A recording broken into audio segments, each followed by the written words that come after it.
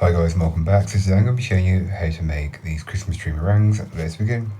To get started on the recipe, you'll want to grab yourself a large mixing bowl, and into your mixing bowl place in your egg whites, then whisk them on a high speed until they become frothy, looking a little bit something like this.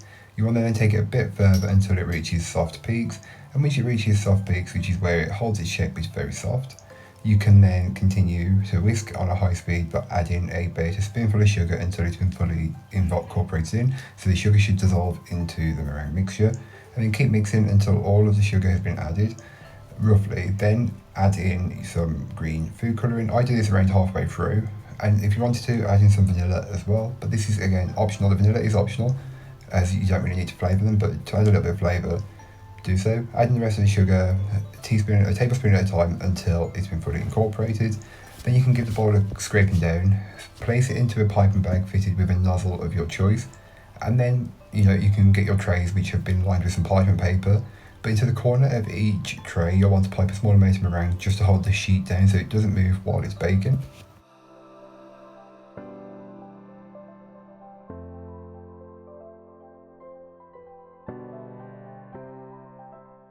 Then there are two different ways to pipe the Christmas trees. You can just do like one continuous rosette and then finish it off with a bit of a peak.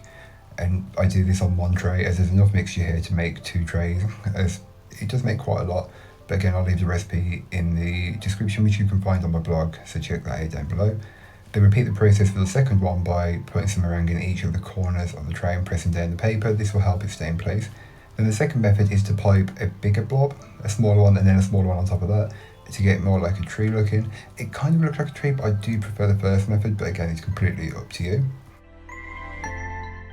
So as an optional finish, you can go ahead and sprinkle over some hundreds and thousands or some sprinkles, whichever you have to hand, and these will act as the Christmas lights on the meringue trees.